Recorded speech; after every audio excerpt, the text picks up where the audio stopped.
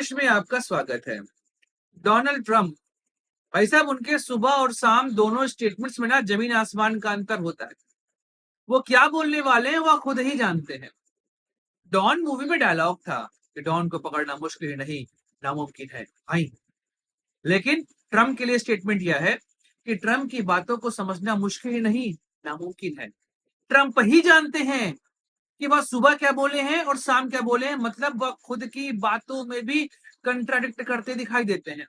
अभी आपको पता है कि नाटो की समिट चल रही थी और नाटो की समिट में डोनाल्ड ट्रंप ने यह कहा कि ईरान बड़े मजबूती से लड़ा, ईरान ने अच्छी टक्कर दी, लेकिन ईरान इजराइल दोनों थक चुके थे। ऐसे में मुझे लगा कि शांति स्थापित होनी चाहिए और मैंने दोनों देशों के बीच में सीज फायर करवा दिया, कुछ वैसे ही जैसे मैंने भारत और पाकिस्तान के बीच में सीज फायर करवाया है। अब आज क्या बोल रहे हैं कि खमनेई स्वीकार करें, ईरान को बहुत मार पड़ी है, ईरान को मैंने इतने बम मारे हैं कि ईरान नरक बन चुका है। खमनेई अपने लोगों में स्वीकार क्यों नहीं कर रहे हैं? मैं जानता हूं कि खमनेई उस समय कहां थे। अगर मुझे मौका मिलता तो मैं बम मार दिया होता, मैं उन्हें मार दिया होता। भाई साहब, ट्रंप स्वयं अपनी बातों में फंसते दिखाई देते हैं। लेकिन सही तौर पे इस विषय पर चर्चा होनी चाहिए, क्या अमेरिका ने ईरान को सही में दंड दिया है? देखिए, एक बात तो हमें स्वीकार करनी पड़ेगी, इजराइल और ईरान के वॉर में जो 12 दिवसीय वॉर चली है, उसमें ईरान और इजराइल दोनों को बहुत झटका लगा है। दोनों की अर्थव्यवस्था हिल चुकी है। ईरान के पास जो बैलिस्टिक मिसाइल बनाने की क्षमता थी, जो उसके परमाणु कार्यक्रम की गति थी, वह सभी चीजें यहां पर धीमी हुई हैं। वहीं पर इजराइल, उसके लिए यह चीजें सामने है कि भाई वह बिना अमेरिका के अब आगे नहीं बढ़ सकता। अमेरिका अगर उसको हथियार नहीं देंगे तो इजराइल कुछ भी नहीं कर सकता। इजराइल को हर समय अमेरिका की आवश्यकता है।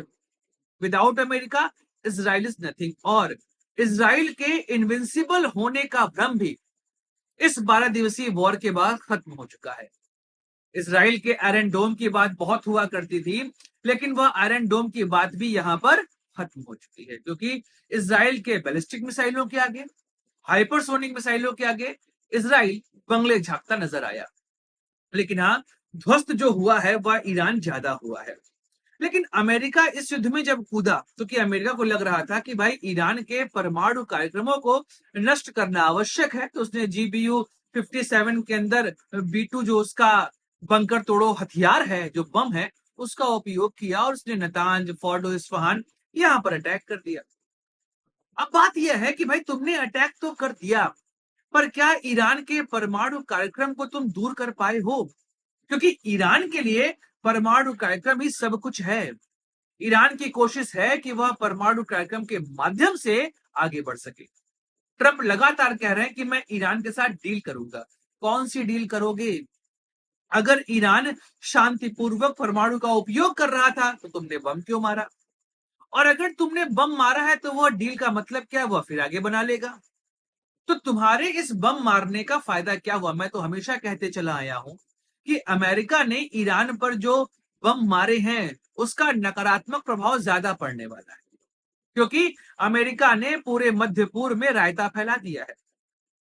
400 किलोग्राम यूरेनियम, वो भी इनरिच्ड यूरेनियम, 60% तक वह संवर्धित हो चुका है, और जिससे आप परमाणु हथियार बना सकते हैं, वह गया कहां? इसके विषय में तो किसी को पता ही नहीं है।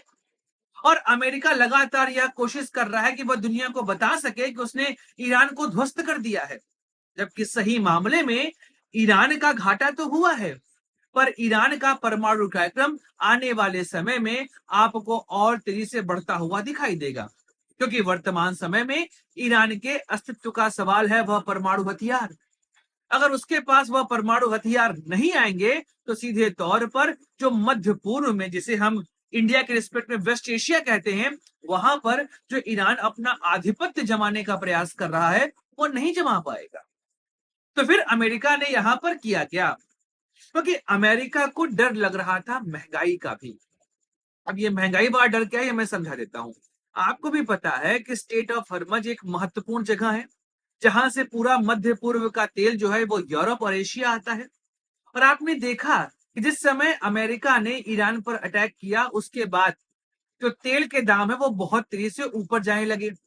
और अगर तेल के दाम ऊपर जाएंगे तो उसका प्रभाव अमेरिका के ऊपर पड़ेगा। अमेरिका फिर महंगाई के चपेट में आएगा, जबकि वहां की इकोनॉमी पहले ही हिलती दिखाई दे रही है। अमेरिका के ऊपर डेट इतना ज्यादा बढ़ चुका है कि वह देश कोशिश कर रहा है कि भाई कैसे इस डेट को खत्म किया जाए।